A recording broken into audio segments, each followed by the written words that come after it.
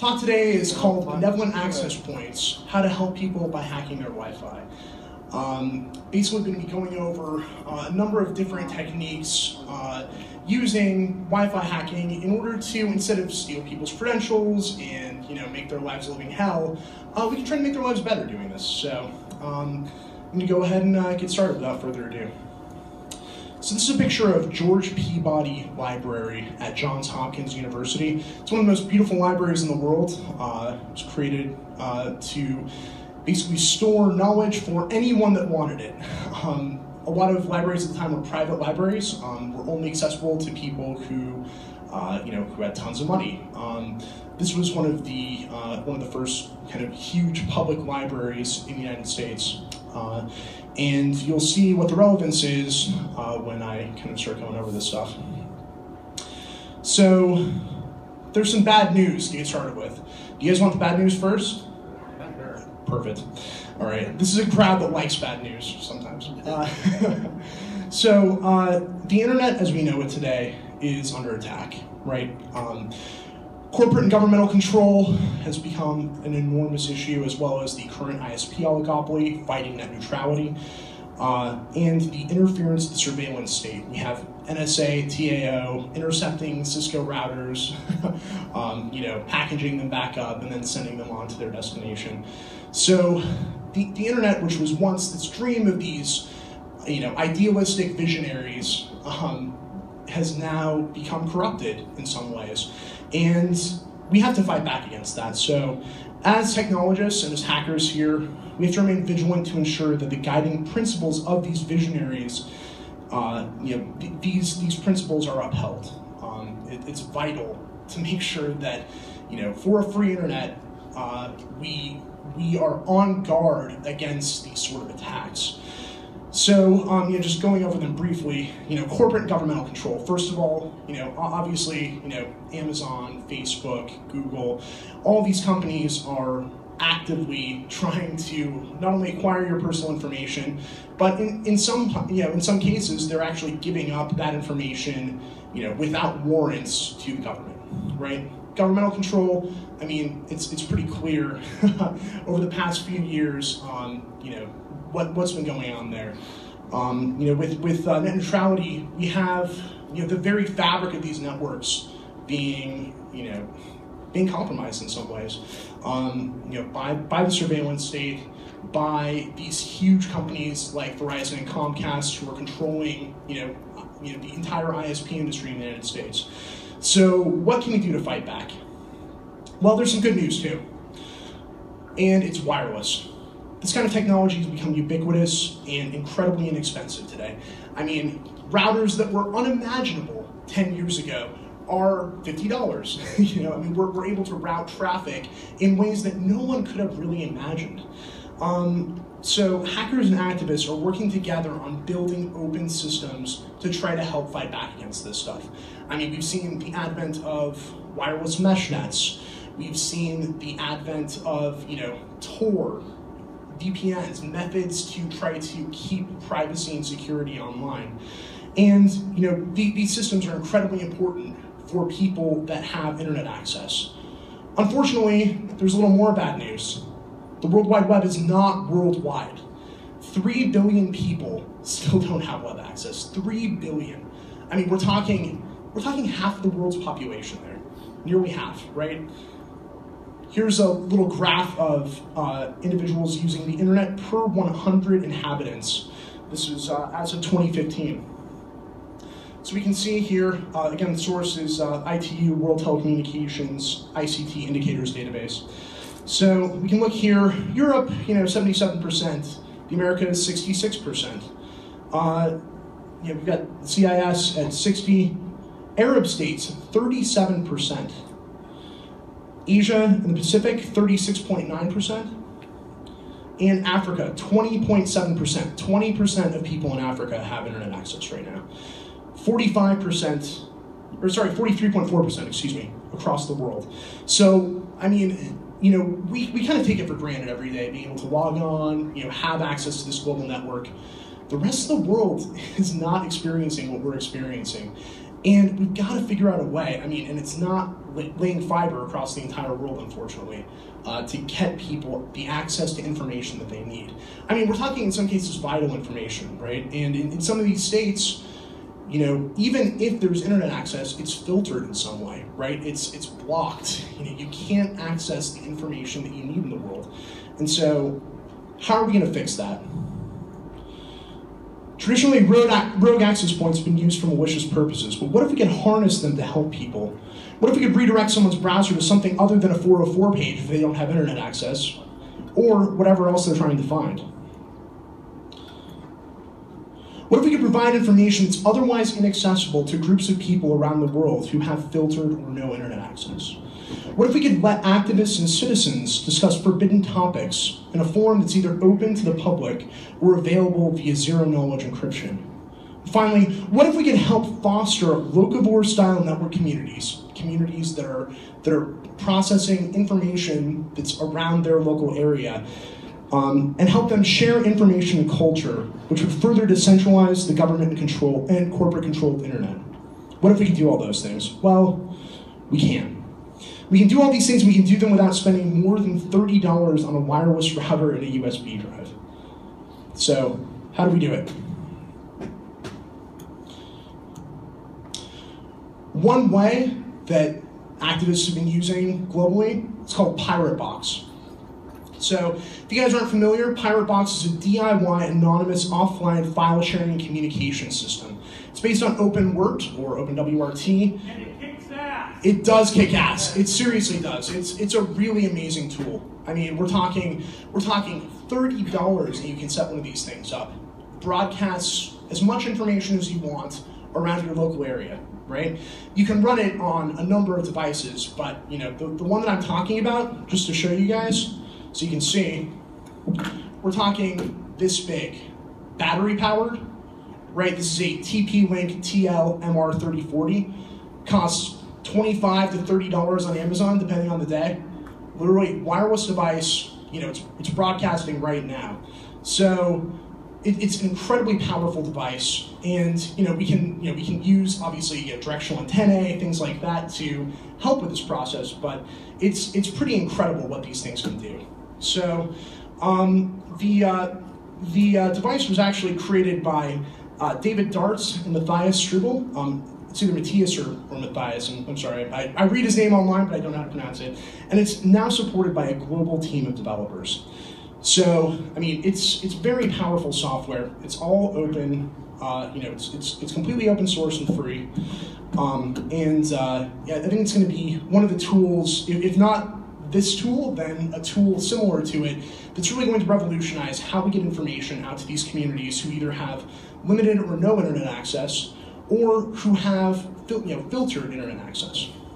So according to their website, Pirate Box solves a technical and social problem by providing people in the same physical space with an easy way to anonymously communicate and exchange files. And I really like the next part. This obviously has larger cultural and political implications, and thus the Pirate Box also serves as an artistic provocation. So, I mean, clearly this is a provocative device, right? I mean, when you take the ability to control the flow of information away from centralized power and you decentralize it, that is an inherently political and socio-cultural movement. I'm extremely excited about this, and I think it's going to be, you know, really vital to the way that we communicate.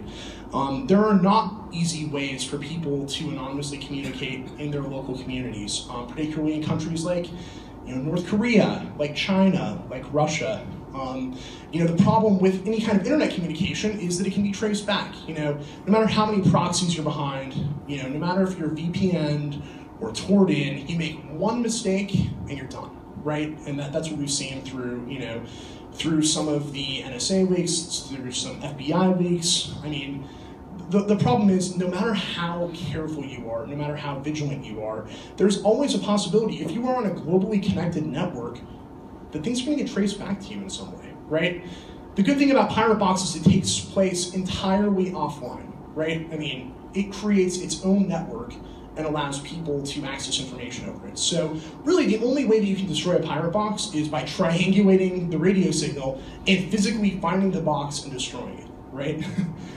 There's no way to find out, especially if the device is set up properly and securely. There's no way to find out, who is using it because it's not keeping logs on a regular basis, right? So it's very, very powerful. So let's do a quick overview really quickly. From the Department of Redundancy Department. Yeah. Cheers. This is all vodka, by the way. Okay, it's not, it's water.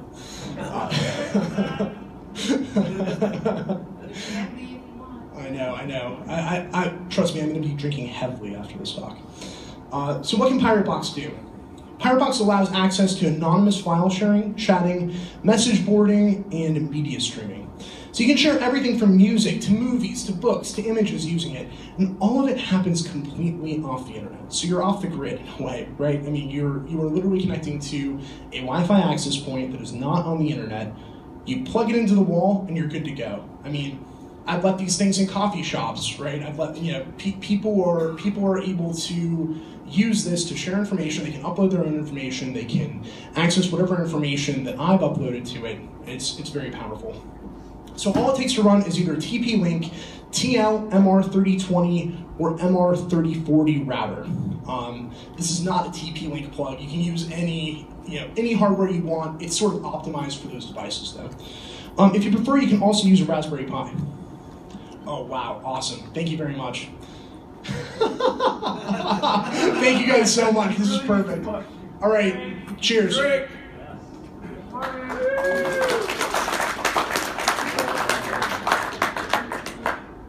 All right.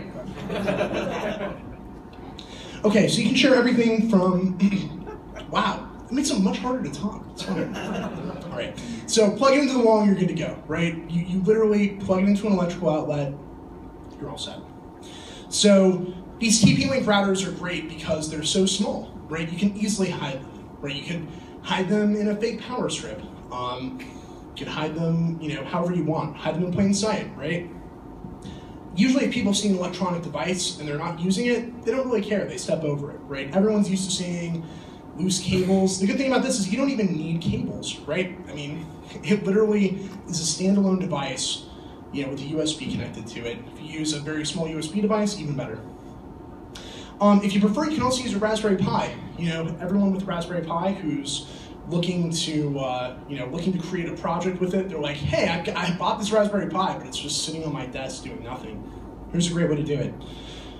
You also need a USB drive. I recommend at least 8 to 16 gigs, just so you can have some data stored on it. 2 terabyte hard drive. 2 terabyte hard drive is the best possible way to do it. I mean, really, if you can share all the information, that you want. Share all the things. Share all the things.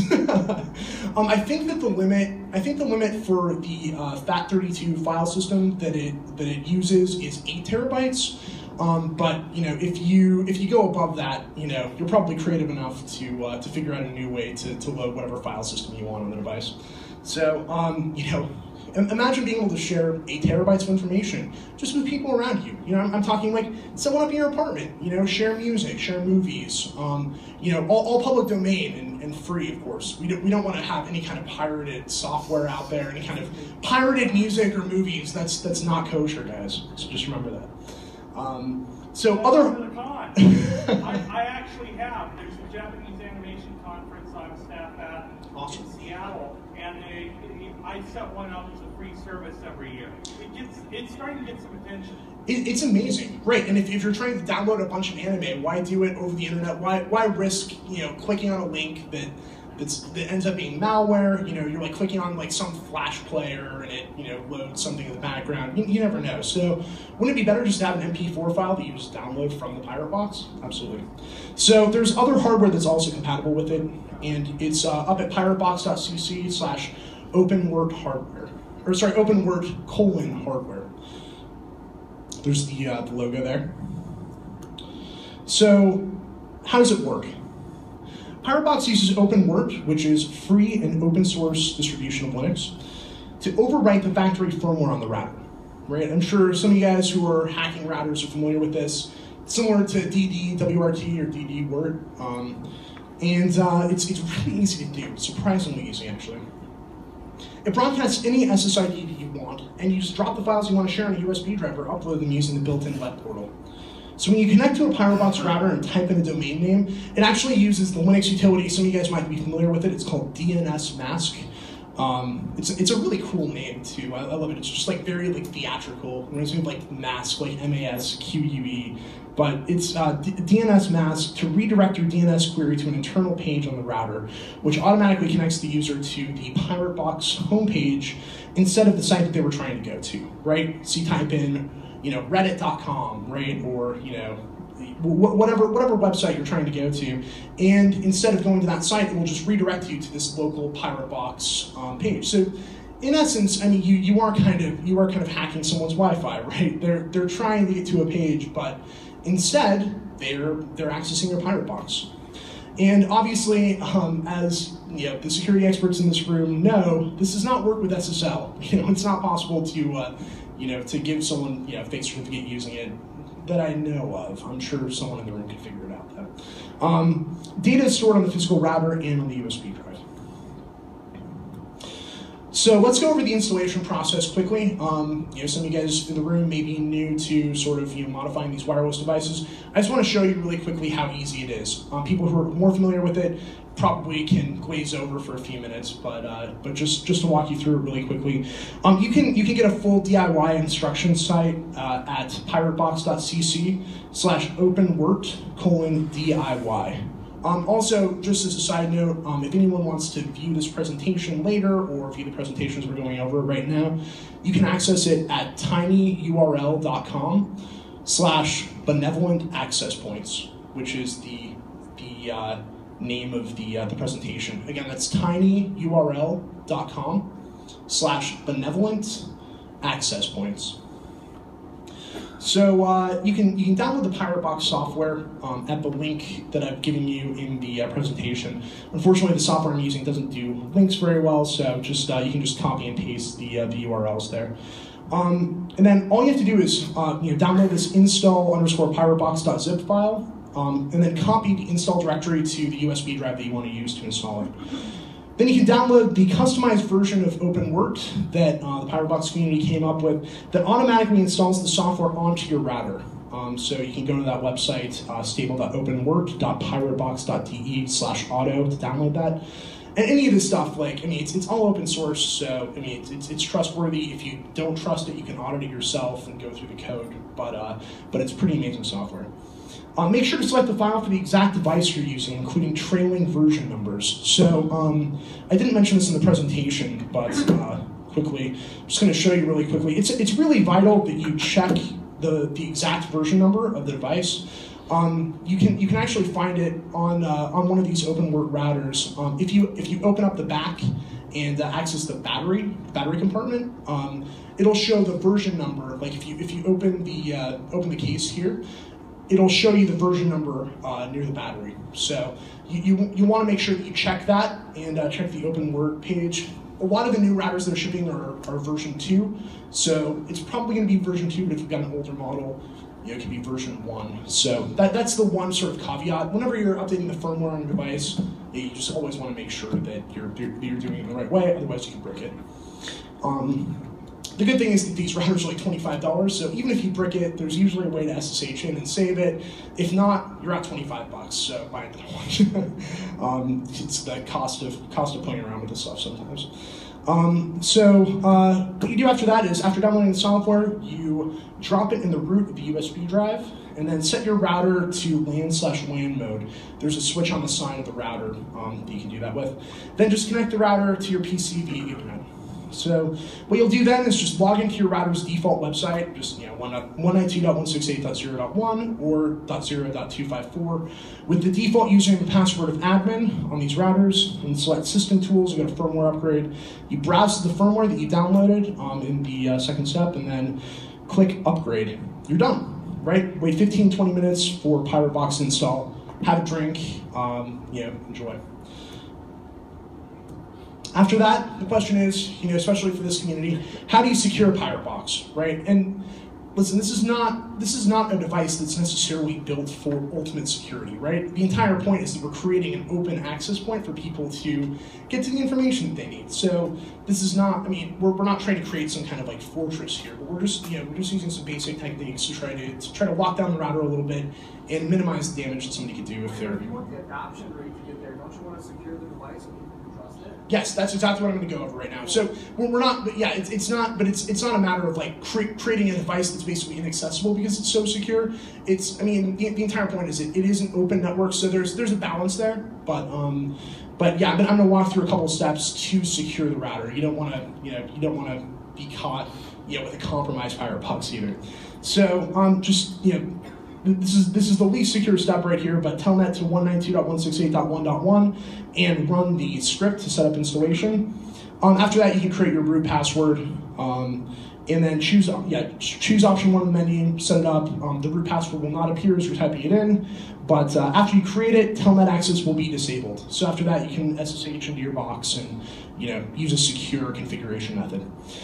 You can choose option 2 to set the date and the time, and then SSH back in at 192.168.1.1 because it actually will change the IP on the router after you install Pirate-Box. And then you can log in with the root credentials that you set up. After that, change the admin username and password, which are the variables admin_pass and secret. For the built-in discussion board, because there's a really cool built-in discussion board that people can use.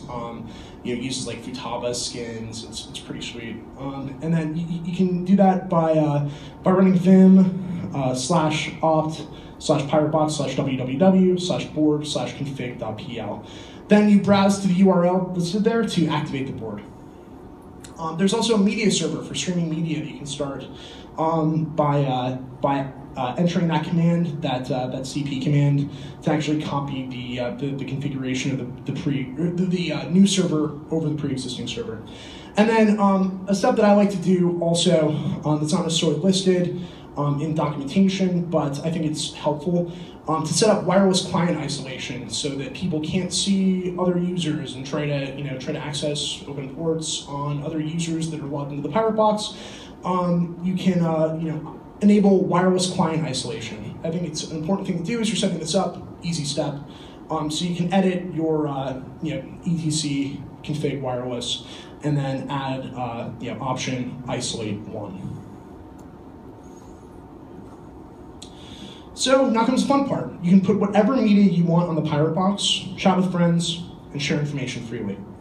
So here's a screenshot of what you get after you configure this whole thing, right? So you can see up here we've got sort of the navigation bar for a forum, for files you can download, and then kind of an about section. You can also change any of the views here. A lot of people customize their Pirate Box installation by sort of putting whatever logos they want up, putting a message to users that kind of explains the project or why this Pirate Box is set up.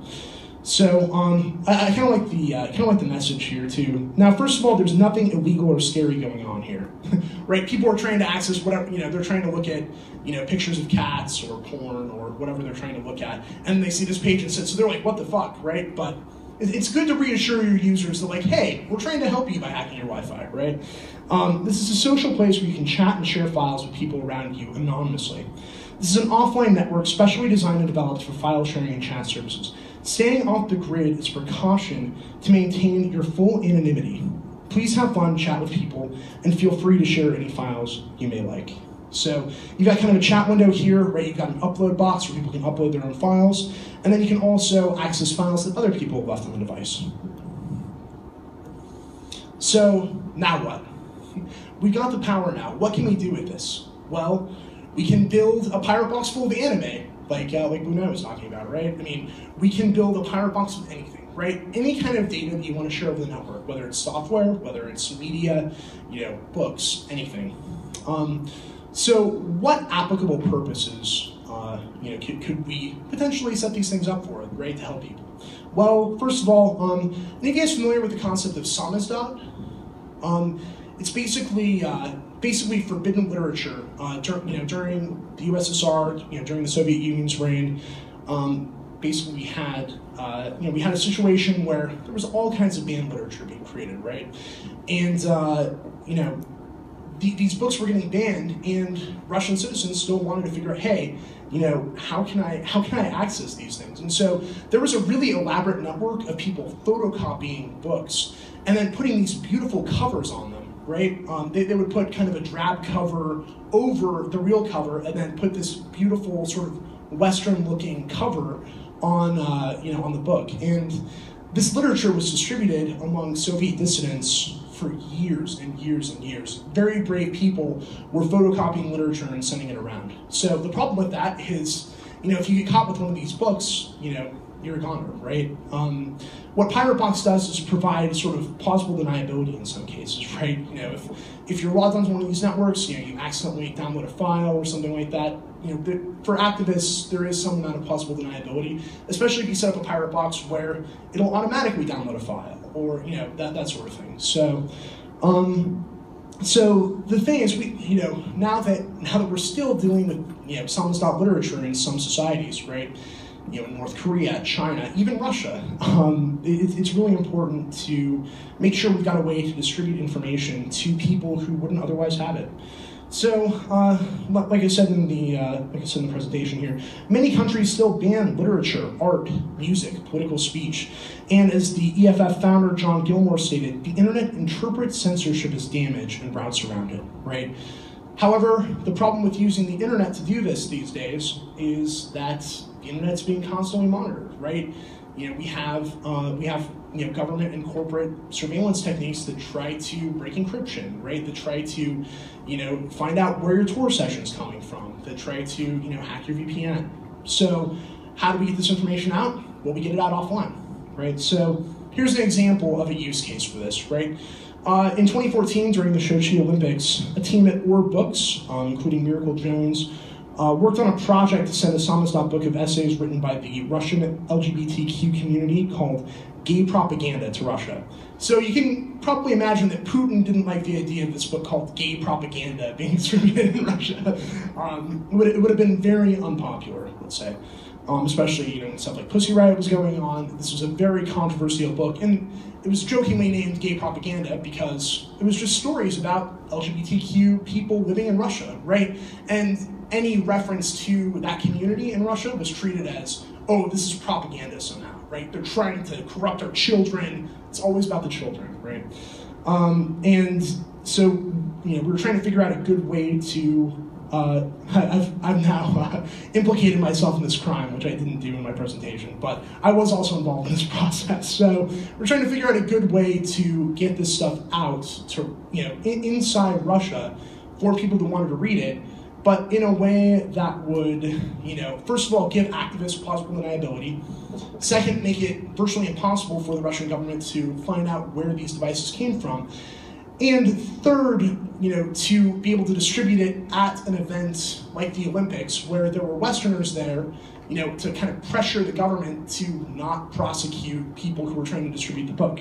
So it was sort of a threefold attempt, and it was done using a modified version of the mobile Rickroll appliance 6.0. This was sort of before I was aware of Pirate Box, and I was kind of looking around at Open Word, and the mobile Rickroll appliance 6.0 was developed by Ryan Finney. It was actually unveiled at DEF CON 19.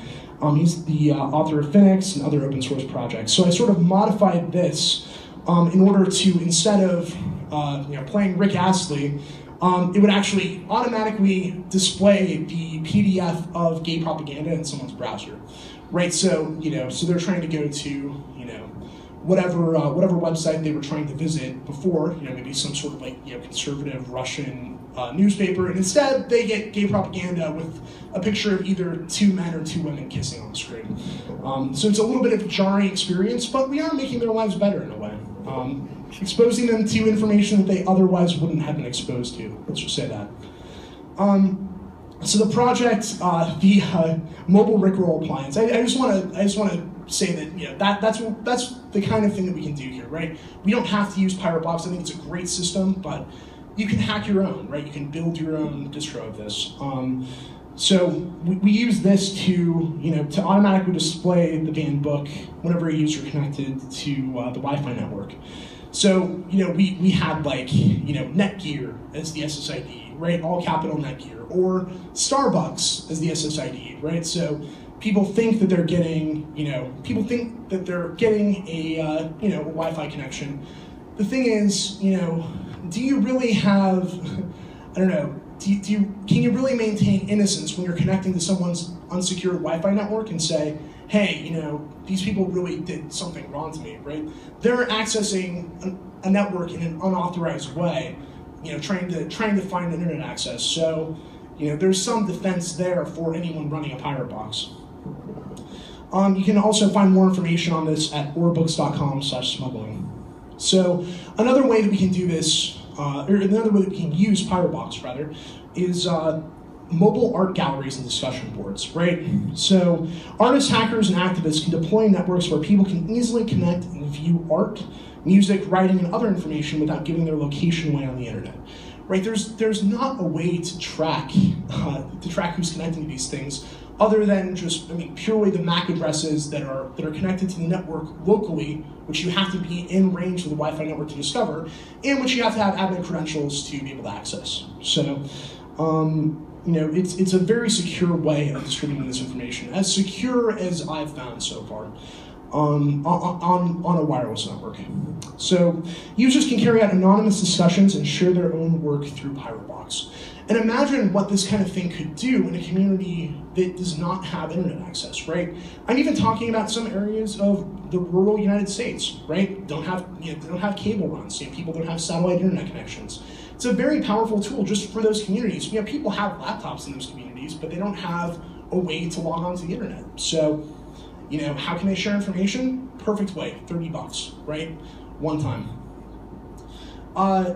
Here's an example of another way you can do this. I also modified the Rickroll generator code to build a mobile art gallery for Hope 10, the hacker conference in New York City, back in 2014. So I broadcasted everything from the Arecibo message, which is like Carl Sagan's attempt to communicate with aliens and tell them about us.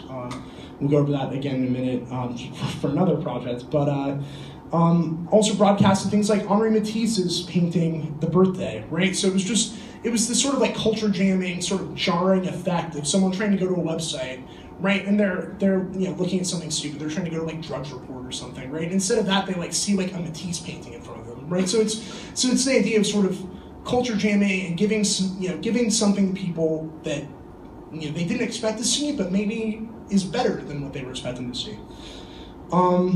So let's go over a couple more things quickly.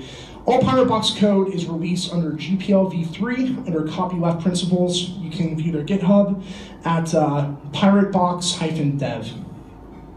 There's actually a new experimental Pirate-Box build. I was talking to one of the people working on that this morning, which is really cool.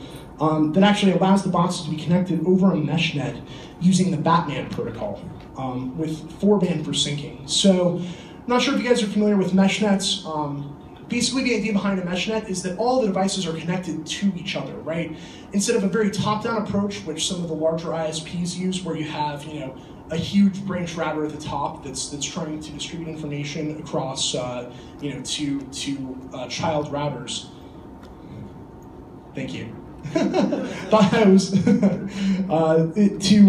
child routers. Basically, the point of doing this is to have all the devices on the network connect to each other to make it more decentralized, right? There's not some sort of central router that can take out communication between all the other routers.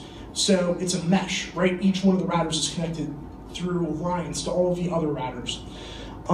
It's really cool. I actually did a talk last year at Hope about this as well. If you're interested in more about that, I don't have time to go over everything today, but you can check out tinyurl.com/wireless meshnets. Some really cool stuff happening there. Some of the forks of the project include the excellent library box, which is by Jason Griffey. Really cool project that you can check out at github.com/Griffey/librarybox. And then Bibliobox by David Flander. So these are some sort of forks of PirateBox, which if you're trying to use them for something more specific, you can use those. You can modify those to your liking as well. There's some other similar projects. Occupy Wall Street and the entire Occupy movement was sort of using those. Awesome, thank you. I'm gonna drink one more time, and then we'll finish up the talk. Excellent. Yeah, 10:30 a.m. is not nearly late enough for this. But. I'm surprised you're still sober. I know, seriously. Not for long. Not for long. It's only a matter of time. So Occupy here is a really cool way of sort of, this brings up the political aspects of this, right? It's a great way for activists and dissidents to communicate using a secure network. Subnodes is also a really cool project that's similar to these. You can check that out at subnode.es, subnodes. And wanted to also make a very small announcement. It's kind of the fun little project I've been working on. It's nothing too serious, but in honor of DEF CON, I've actually released a new project called Gutenberg, which is a collection of files ready to load on a 16 gig USB hard drive after installing LibraryBox. So this is the official unveiling of Gutenberg. What do you see here? It looks like a normal book, right? Right. Normal book. You guys have seen some magic in Vegas yet? Yep. Yeah? Cool. Well, here is magic. 29,500 books on a USB hard drive, along with a bunch of other information, right? So we've got 30,000 books basically in this this book here. It's a really cool project. I mean, Project Gutenberg, if you guys aren't aware of it, it's Gutenberg.org. You can view all kinds of public domain and free books. Everyone from Cory Doctorow to William Shakespeare has their work up there for free. You can check it out there, and it's really cool because in I think it was 2009, they distributed a DVD. It was like a double-sided, like dual-layer DVD of all their ebooks at the time, which was 29,500 ebooks. So what I did was downloaded all those ebooks to a zip file, then exported them onto my LibraryBox. And we've got also classic public domain movies, talking sort of the pinnacle of early Hollywood, and it's entirely open source, right? I wanted to create something that was not pirated software. This is not this is just free information, right? No copyright, public domain. It has early Thomas Edison films, the first films that were ever created. As well as the music and art that was sent on a golden record on Voyager 1 by Carl Sagan and others as a message intended to be discovered by extraterrestrial life. So it was a really cool project that Sagan used. I was trying to think, what do I put on this thing, right? I've got 16 gigs of information. What is the best way to sort of encompass humanity's art and all of our creations? I don't think that I did that, but I think that people like Sagan had a pretty good idea about how to do it, right? So he had all these gorgeous pictures of Earth and life on Earth, and try to record the music, the music and the sounds of Earth, animals, the music of Mozart, right? So all of these things are included on this project. You can download it today. It's not very fancy yet, but you can download it today at tinyurl.com/Gutenbox. Sort of a tip of the hat to Project Gutenberg and Johann Gutenberg. Just a quick credit here. The background for this presentation is a photograph of George Peabody Library at Johns Hopkins University in Baltimore. It was released under a Creative Commons license, and the photo was taken by a fellow hacker, Matthew Petroff. So this is the end of the presentation for the most part. I really think that this is an extremely valuable device. You can connect to it here. I'll have it up in the room for a few minutes if you want to connect. It's just under the PirateBox SSID. It's PirateBox Share Freely. You can think on it. You can change the SSID to anything you want.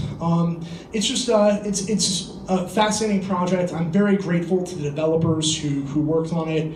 And build your own.